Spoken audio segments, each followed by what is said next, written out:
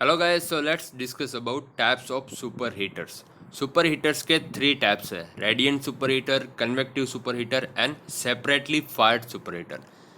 तो heat exchange के हमें 3 मोड्स पता है। कंडक्शन की, जिसमें direct contact through heat transfer होता है, जैसे कि मेटल टू मेटल कॉन्टैक्ट में। कन्वेक्शन, जिसमें fluid to fluid heat transfer रहता है।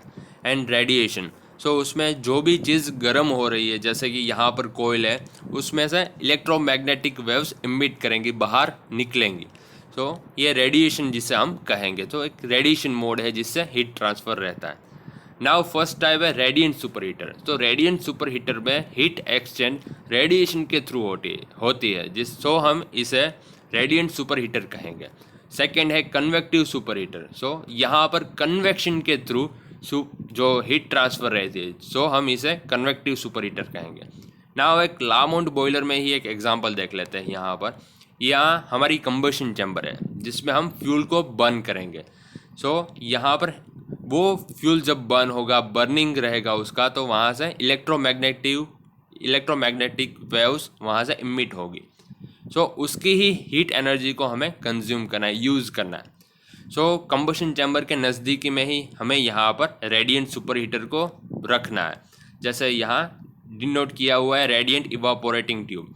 सो ये रेडिएंट सुपर हीटर है। सो इसे कंबशन चैम्बर के नज़दीकी में रखा जाता है और यहाँ वाटर फ्लो होता है। सो यहाँ से जो रेडिएशन जनरेट होगा, इलेक्ट्रोमैग्नेटिक वेव्स जनरेट होंगे, उनकी ही एनर्जी को ये वाटर गेन करेगा और उसका टेम्परेचर राइज होगा हीट कंज्यूम करने के कारण। उसके बाद कन्वेक्टिव सुपर हीटर की बारी है। तो कन्वेक्टिव सुपर हीटर को ऐसी जगह पर रखा जाता है कि जो फ्लू गैसेस यहाँ पर जनरेट होंगे, जब हम यहाँ फ्यूल को बर्न करेंगे तो फ्लू गैसेस जनरेट होंगे, वो ऊपर की ओर यहाँ इस कंस्ट्रक्शन में जाएंगे according to this Lamont boiler design. So ये फ्लू गैसेस की जो एनर्जी है उसका ही हमें कन्वेक्शन मोड के थ्रू हीट ट्रांसफ़र कराना है यहाँ वाटर जो फ्लो हो रहा है वाटर को।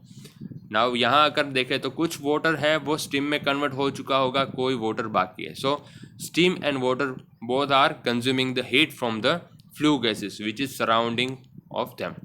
सो ये फ्लू गैसेस की ही हीट एनर्जी को एब्जॉर्ब करेगा एंड ये सारा वाटर है वो हीटअप हो जाएगा और वो स्टीम में कन्वर्ट हो जाएगा। एंड जो थर्ड टाइप हमने बात की थी, यहाँ पर एक डायग्राम भी है, एक सिंपल डायग्राम कि स्टीम फ्रॉम बॉयलर ड्रम। ये कन्वेक्टिव सुपर हीटर का एक फ्लो, सिर्फ ट्यूब्स यहाँ पर दिखाई गई है कि बॉयलर ड्रम या फिर जो स्टीम सेपरेटिंग ड्रम है वहाँ से स्टीम का फ्लो रहेगा, वो यहाँ पर फ्लो करेगा और उसके सराउंडिंग में फ्लू गैसेस है, जिससे फ्लू गैसेस की जो हीट एनर्जी है वो कन्वेक्शन के थ्रू ये स्टीम वो एनर्जी गेन करेगा और हीट ट्रांसफ़र हो जाएगा यहाँ पर और वो उसे उस स्टीम को आगे धकेला जाएगा। फिर है सेपरेटली फायर्ड सुपर हीटर।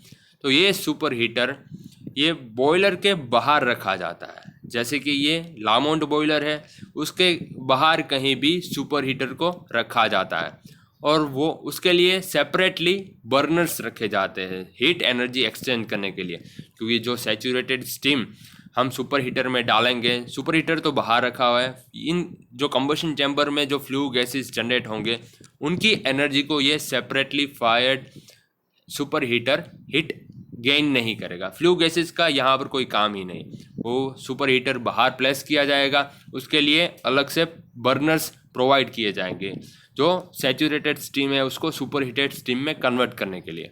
और हम बर्नर्स का एडजस्टमेंट कर कर जो हमें डिज़ायर्ड टेम्परेचर है वो हम ला सकते हैं।